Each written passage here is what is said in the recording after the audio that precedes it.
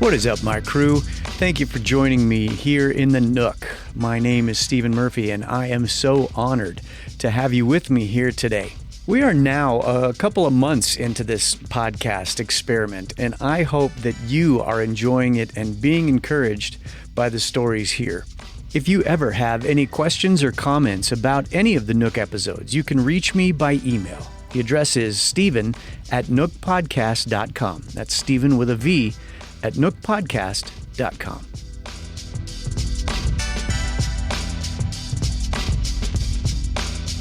When I was a kid, and yes, we are going back more than just a few years, my favorite form of entertainment was listening to the radio. Music has always been my solace. And for a few years there, if you had asked me what I wanted to be when I grew up, I would have quickly told you a radio DJ. I just thought that would be the coolest job ever. Fast forward a few decades, and I still find that world rather fascinating. And while you may be quick to throw a cool story, bro, at me here, it does serve as a good icebreaker when meeting someone like Dan Arthur. If you're not familiar with Dan, he's half of Dan and Michelle, the morning duo at Air1 Radio. This is a radio network available on nearly 300 stations in 43 American states, and of course, streaming around the world. Dan is definitely playing the long game with radio, having been at it for 25 years now.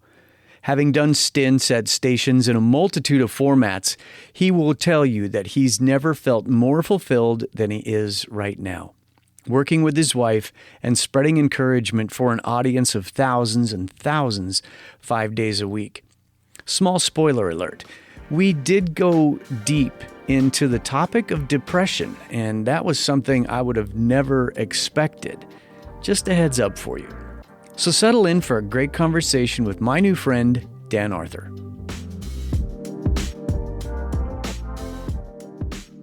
Well, I've been doing it. This is my 25th year in radio. So I started, well, obviously I started when I was 5. Right. But I started a country station part-time. I quit a full-time job. I was like you, I love radio so much that I quit a full-time job and went part-time on radio. Luckily for me, I was full-time within 2 months. I was in the Army and stayed, kept my job.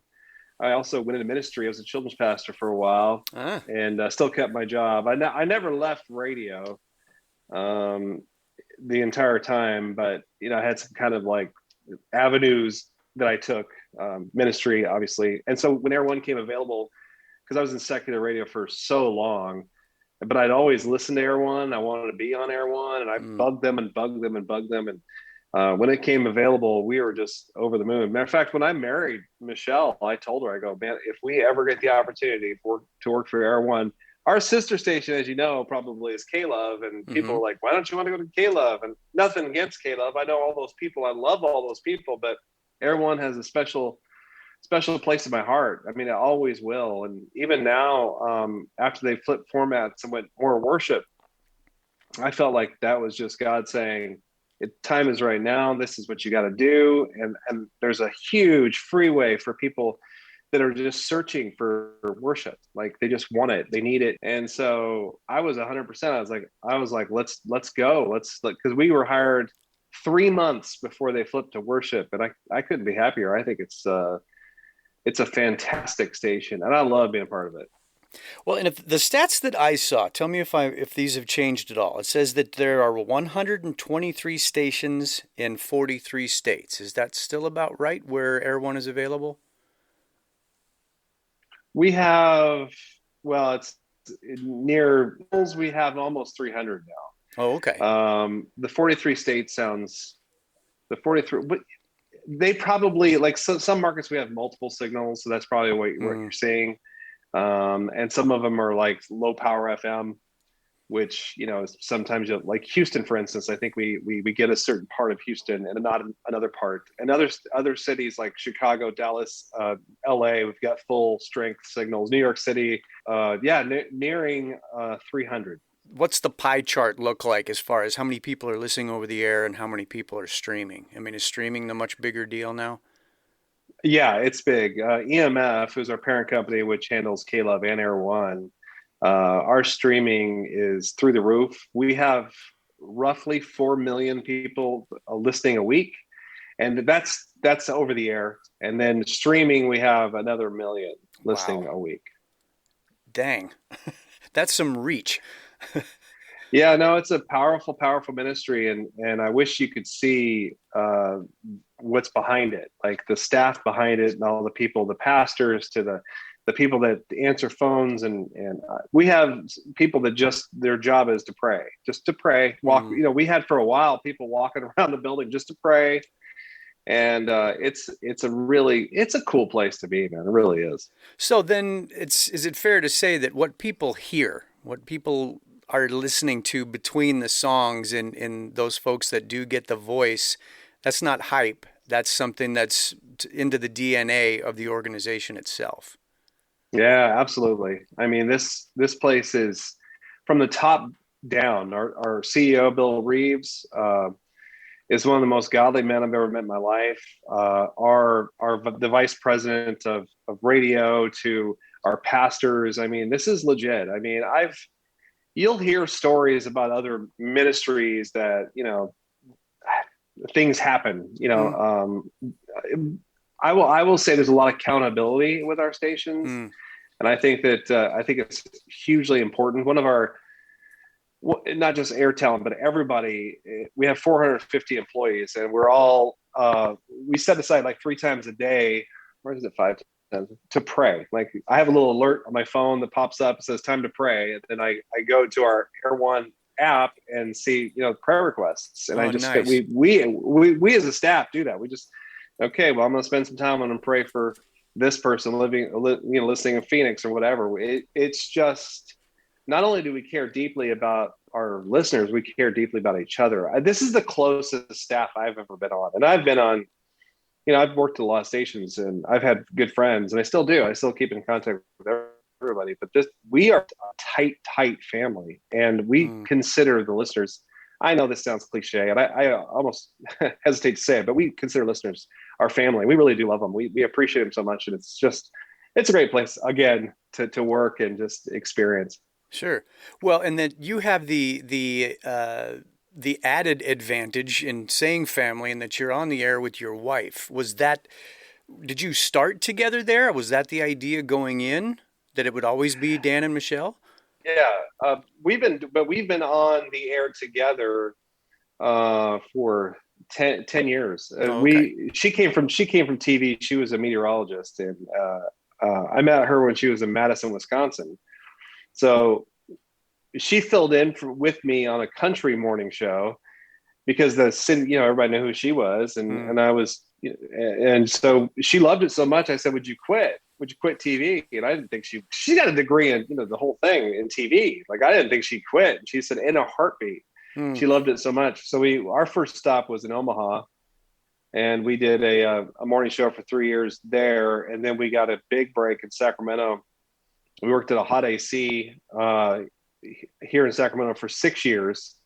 And then so we've been together on the air for more than 11 years, because we've been at Air1. This is our 3rd year. So the reason we got the job was because some of the bosses were hearing us on that secular station. They knew who we were, which was really just fortunate. But it's God's timing. God, we didn't know why we were going to Sacramento. Who moves to Sacramento, let alone visit it? Nothing against it, but seriously, I mean, nobody visits Sacramento. Anyway, so we're just very fortunate. I met the guy that hired us at a Toby Mac concert. They were kind enough to give us backstage passes. I was so stoked to meet Toby Mac because I'm a huge fan. And that's how the conversation started. Then we did a tour of the building, and they said, "Hey, would you be interested in coming over?" We're like, "Heck yeah." I could start Monday. Yep. That's awesome. We were under contract. There was some stuff we had to go through. Yeah. It's just like any job. You got to make sure your ducks in a row before it happened. But it finally did. Timing worked out. That's awesome. How do you balance that kind of a schedule with home and kids? Well, our kids are still pretty young, 10 and 7. Yeah. We they're kind of self-starters, so they've always been like that. They're early risers anyway. It's been pretty easy. I think it's going to be more challenging down the road when they get into junior high and high school, because you want to, maintain a presence. But they go to bed pretty early. We go to bed pretty early. We have a really tight family, so right now it works out just fine. So you're not seeing a whole lot of I mean, they're obviously very cognizant of what you do. Do they have an appreciation for the voice that you have across the country? And I mean, even I'm assuming you've got listeners overseas somewhere that are streaming as well. Yeah, matter of fact, some of our regular people that text us are from London. That's awesome. No, they don't care. I mean, it's normal. Just think if your parents did this, you'd be like, whatever. It's not cool. They actually love the station though, and I'm so proud that I work at Air1, because when I worked in pop radio, I didn't love the messages that were out there, Yeah. And I'm such a believer in Christian music. I as a consumer, when I was at high school, I would listen to Christian music even when you're kind of straying from God, just the reminders of who He is, and that no matter what, He loves you. That's what it did for me. And so at nights they both stream Air1 to go to sleep. They actually turn on Air1 to go to sleep. So in the morning, when we have the nanny watching them, in the morning they'll wake up to us, which is I think that's pretty cool. Oh, it is actually. I mean, your voice is still there. Obviously, that's a huge importance. Something occurred to me as I was thinking about this conversation and your kids, and for that matter, I was listening to you guys this morning talking about you feeding the dog popcorn. Yeah. Does every story from home have the potential to become a bit on the radio? Yeah. Michelle has this ability to open up her notes on her phone, and anytime I see her grab her phone, open the notes app, that she's writing something down to remind her of something I did. And we kind of look at, besides our staples, things that we do every day. It's kind of a blank slate. We've always kind of like, it has to be relatable. So if I'm thinking about you, I don't want to just talk about me if it's not relatable. So it has to be something that maybe you have gone through or can relate to. So that's kind of where the dog thing, like, she was so grossed out, and she didn't say it. She didn't say it on the air, but her parents are in town right now. And the reason I kept doing it was because they were all just so grossed out. I thought it was the funniest thing ever. So I just kept doing it. And, I don't know. I knew people would, because people are crazy about animals. I saw a dog walking behind you. You know how it is. Like, people love their animals, and I knew that they'd be siding with me. And I tell you, it was like 90% they were siding with me. Oh, that doesn't surprise me one bit. But also, being a card-carrying husband, I know that would just make my wife go, "Oh, stop." Yep, exactly. That's going to go on the air. Moments like that are. I mean, to me, that sounds like an obvious thing to share and have a good laugh about. But are you also able to share maybe stuff that isn't so fun, that where you can be a little bit more vulnerable about something that's going on at home or something that you encountered the day before, in that kind of a relatability to your listeners? Sorry. And thinking about it makes me emotional, and I want to compose myself. But last year, or 2019 into 2020, I dealt with some massive depression, isolation, and just some dark times for me. And I can't explain why. I actually went to the doctor and asked, what's going on with me? Was it, my doctor happens to be a Christian. He said, well, obviously you're dealing with, there's something spiritual going on here. You've got to, like, I know you're not wavering in your faith, and I wasn't. But I was just so depressed, so depressed. And it was a hard time for her, because I was unloading on her every night, and she'd catch me in a dark closet, just sitting down. I felt like the gears in my head wouldn't stop turning, and I was just really struggling. So there was a point when I kind of started seeing the light of day again, that I said, I know people are dealing with this same thing, especially after 2020 hit. I know people feel isolated, and I'm the guy I'm the guy that likes to smoke meat. I'm the guy that likes to watch sports. I'm the everyman on the air, and the stupid husband sometimes. I never get that real, or I don't very often. And I felt it was important. So there was a time, and I still reference it. I referenced it last week, in fact, that I was honest with them, the listeners, about what I was struggling with, and that God throughout all of these struggles, I felt his grace. Like, he never stops loving you, no matter what you think. There was a time in church, I was sitting with a buddy of mine, and I was on it. She told me to open up to somebody else besides her, and I couldn't agree more. I think that's important to have a Christian brother or someone. Yeah. There was a time where I heard the pastor say, God loves you. And just a simple statement like that. And my buddy says, do you believe that? And I said, yeah, I believe it for everybody else. I do. I believe God loves every one of these people sitting here, but he doesn't love me. Yeah. So I needed to share that, be honest and open to them, because I just felt like, man, I know that people are dealing with this, and there's nothing to be ashamed of. I say that now. I was super ashamed of it then. There's nothing to be ashamed of, and it's okay to be transparent. And I think people too often just go, I've got to put this good face on. I got to put on the show. Not me. I mean, who cares? I have a radio show. You too. All your friends, all the people, your relatives. You put on a show. You are this person you put together, and that's not how you feel inside. Yeah. Well, and I had no idea that you were going to go there. There's been a big part of the motivation to where this place that I'm sitting right now, that is the Nook, that has been my sanctuary. I was diagnosed with depression in October of 2019. Just after I've got a video, and you're making me think about it. I'll link it in the show notes for this. It's just called The Dark Night of the Soul. Those moments where you do feel so isolated and so desperate, and for that matter, you really nailed it for me there. Just feeling like God can forgive everybody but me.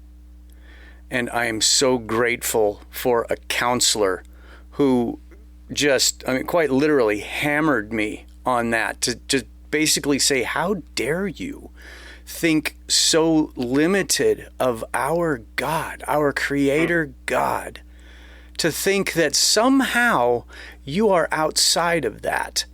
And it took months. Actually, it took the better part of a year before I could even consider it. And I'm so glad that I can sit here now and have a conversation with a brother that I just met and lock eyes for a little bit and say, dude, I know exactly what you're talking about. And I don't know if there's ever been a time in my life that I have appreciated his grace and his love. And that is so much of what I want listeners to hear on this podcast, that no matter what your dark times have looked like, there is a light. And it's always so easy to, you already touched on it, to say the right thing and give it the hype or whatever. But I will keep saying it because I know right here in my knower how real that thing is. What did you get some response when you've had those moments of transparency like that on the air? Yeah.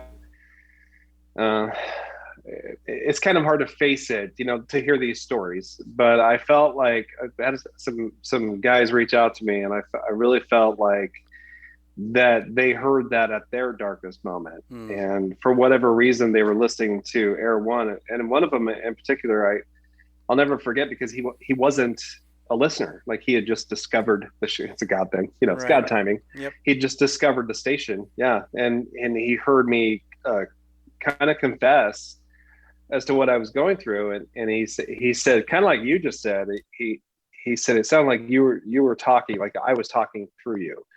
And I thought that was a strange thing to say, but I understood it. I don't know.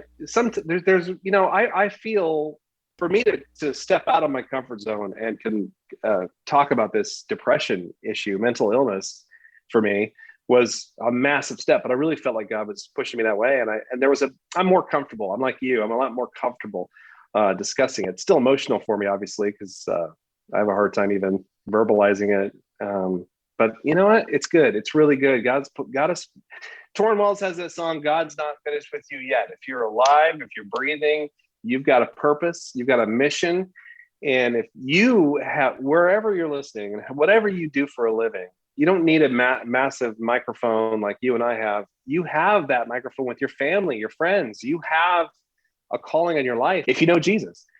And I think, that's really what it's all about. Us as a community getting together and lifting each other up and being a support system. Right. And you probably felt that, at least I'm going to assume that you felt something similar, and that I remember it's like, okay, I've got this diagnosis in counseling and then with my doctor and ultimately on a medication that I know some people have their hang-ups with that, but I'm just as grateful for that. But then just like the shame of, do I even tell anybody this? And then when I did, it's like I only told my closest 3 or 4 friends and just kind of waited to see if they were going to kind of give me the shun from that point. And their love, their acceptance, their prayers made me realize, wow, that, it's like the enemy wants to keep us in the dark and in that fear. But sharing it in the right places at the right times has actually been so good for me, and then ultimately good for others. One of my earlier episodes, I actually interviewed my counselor, and she was nervous about it because she had never done anything like that. And I said, look, I'm not just trying to hype you.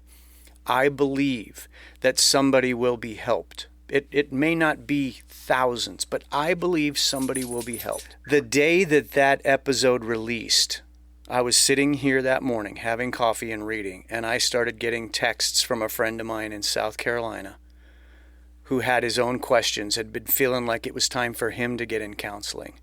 So he wanted to know how often I was going. What were we talking about? Was I getting anything out of it? Those kind of things. And it went on for well more than an hour. And I sent my counselor a screen grab, and I just said, I told you that this was going to help somebody. And who knows how many people didn't reach out to me that were having that same kind of feeling that day or whenever it was that they listened to it, because something was coming to light for them. Yeah. I'm so glad that you shared that. Well, I'm happy I did too. I honestly didn't think that that's where we go, but yeah, me neither. I'm happy I got to share that too. I just 2020 especially was such a lonely time for so many people. I think that it's not the enemy's stronghold. I will never give the enemy that credit, but I think that that's certainly something that the church is dealing with. I really do. I think there's the isolation, loneliness, and fear, doubt in themselves. And I just, there's a reason you and I went through what we went through, right? So, and here we are, and we're stronger and we're better for it. And our faith is built. Our faith is stronger because of it, I think. Oh, that's, and that's a message you have. Yeah, there's no way for me to quantify the difference in my faith in just the last 2-3 years, having gone through. I wouldn't wish that dark time on anybody, but I also feel like it's given me kind of a sensitivity to see when a friend is struggling, and then it's just kind of praying for that same grace. It's like, God, give me an opportunity to talk to him and just say, bro, I can see you're kind of spiraling here. Are you dealing with something? Are you talking to somebody that can help you process your mess? Because I think I've said it before, after about 2-3 years in counseling, I think we're all a mess. And that's not a big, wet blanket kind of a thing. I just think ask anybody they're dealing with something. at varying degrees. I'm the poster boy for counseling. I think everybody should be talking to somebody. Maybe everybody needs it. It's just who will actually take those steps and get past their own hang-ups or stigmas about it and make sure that you've got a good voice in your ear to help you process. And you mentioned something, you're an ear to people. Like if you see somebody spiraling, you're there. They need to get that off their chest. They have to talk to somebody, and you are that somebody. I think that's almost as important as just, telling somebody. It's listening, and that's hard for us Americans, I think it just is. We're just so about me. Yep. Well, and again, there's those stigmas, whether real or assumed, that it's like, well, if I tell somebody I've got depression, what are they going to think? Right. What is this, I remember going to tell my boss, it's like, is he going to think less of me? Is he going to be looking at me sideways now, wondering, what is this, how is this going to shake out for me? Right. Those kind of things, that it's that fear of the unknown. But again, I can say that after talking to people and being forthright about it, and for that matter, including them and just saying, this is where I'm at with this now, and would you please pray for me? That I know I can't do this without others, and that I'd like to think that opens those circles into we're only going to make it with each other. That you're foolish to think you can do it on your own, because again, I believe that the enemy's job is to isolate and make you feel like you're the only one dealing with it. Well, put that to rest.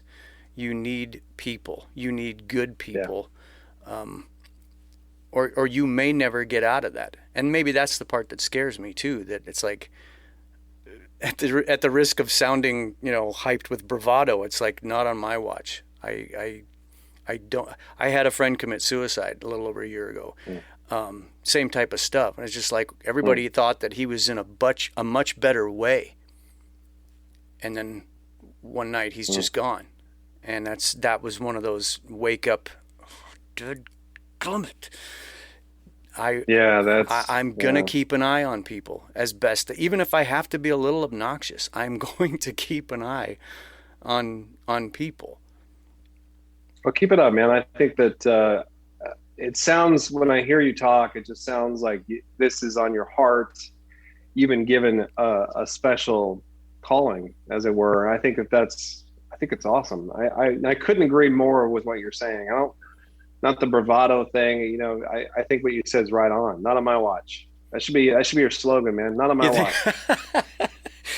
All right. When we're done here, I'm going to get some T-shirts. See if I can get you to talk about them on the radio. Yeah. Thank you for that. That was really an unexpected thing going into this. But I want to get back to your radio gig a little bit, just because Sure. because of my own love of radio and just wondering what else people think about it. And I love that you and your wife work in that together. Has that always been good, or what's it like when you guys have a little tiff on the drive to work, and then you got to smile when the red light comes on? Well, you just touched on our number one question. Are you shocked that that's our number one question? Not at all. I get that question a lot. It is trained up. No, I'm going to tell you, the first year we did radio together was brutal. And if she were sitting right here, she'd say the same exact thing. I am not oversharing. It was really hard because I was the one with the experience. So I was the one trying to control the show, control how she sounded on the show. It was silly. Yep. It has trained us to get through conflicts faster. I think that she says it best when she says, we're gonna make up anyway, right? I mean, why don't we just make up now? See, that right there will save marriages. It's true. We're gonna really make up. I mean, so I don't think we ever on Air1 have had a fight during the show and not made up prior to the show. So knock on something here. I feel pretty good about that. We've just gotten better at resolving our conflicts. And I will tell you the benefit of working with your spouse in this capacity, we're with each other 24/7. Like we do everything together. She's my best friend. We genuinely like each other. It's helped. I think it's helped our marriage. There are certain things, challenges like normal married people go through, like, he's at a meeting again. What's he doing? Or she's off visiting her girlfriend. What's going on? We don't deal with that. Like we share one car. We're with each other all the time. And I wouldn't have it any other way. I'm telling you, man, it's now I know that other people have a tough time working with their spouse, but we don't. We're very much in sync with each other. I mean, she's a great partner. So Radio Dan is pretty much the same as taking out the garbage, Dan. And what people are hearing on the air would probably sound the same if they were a fly on the wall in your house. Yeah, I mean, it is entertainment at the end of the day, so it does have to be a little entertaining if you're talking about something. But yeah, that's me. I mean, people know my personality. They know who I am. They know, I'm a very simple dude, and I like certain things, and I just think I could be way off base here, but I think I speak for a lot of guys out there. And even though our stats show that more women listen than men, they certainly can understand because a lot of them are married or have boyfriends that are exact same way. It's just pretty much fly on the wall. That's who I am. It'll solicit the same eye roll that women seem to come direct from the factory with. Yep, that's it. That's it right there. That's so awesome. Well, does it feel like part of what I think about? I mean, you're on the air. How many hours per day? 6. 6 hours a day, 5 days a week, right? Mm-hmm. So you're in front of people more than the average pastor.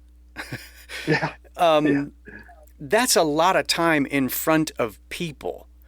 Do you feel like you recharge more quietly, or what does that look like to you as far as, maybe that's back to a work-life balance kind of a thing, you're in front of people a lot. Do you feel like you need to kind of recoil more solo, or what does that look like for you in a recharge way? No, I do one thing every week that I guess you can call it a recharge, where I get me time. I'm actually talking to you from my man cave. This is where I come on Friday nights. I stay up to obscene hours because I can, because I don't have to get up. And I'll play my Xbox, or I'll watch a movie on Netflix or whatever. That's something I do to recharge. But actually, this is going to sound weird, but I find my solace or my recharge at work. I mean, it's not only being around the coworkers I told you about who are awesome. It's actually just being on the air. Like, when I told you about Michelle to open up her notes app and writing things down for the show, we're always thinking about that stuff. Like, that was hilarious how you just treated that waitress. I want to talk about that tomorrow. It's like we're always thinking about the show. Right. But like you said, it's such a big part of our life.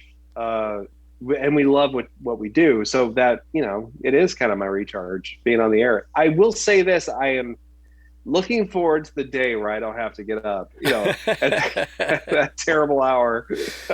Sure.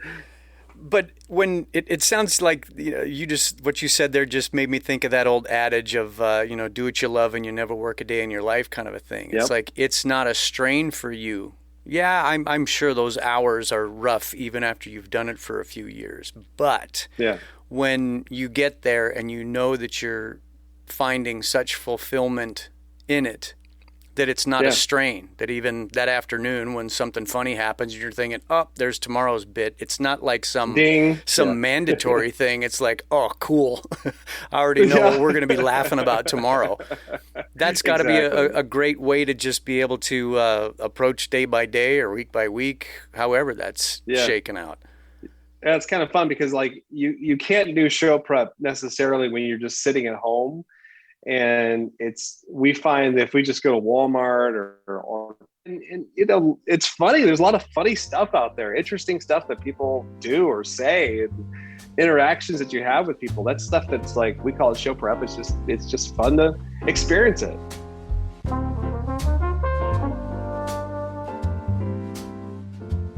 I mentioned at the top of the show that this podcast has been going for just a few months now, and I have to admit that one of the things that I did not expect was making such great connections with my guests, especially with folks that I'm meeting for the first time.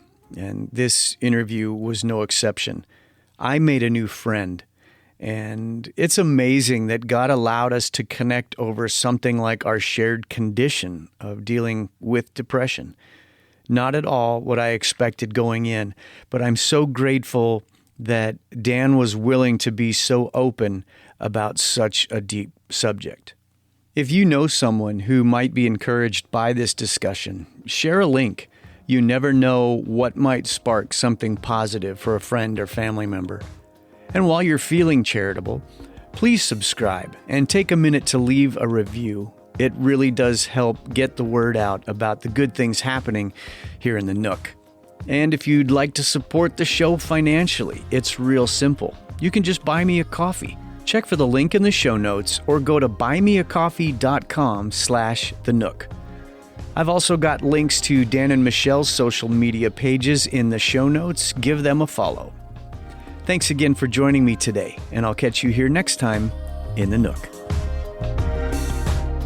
The Nook is a production of Sozo Digital Media.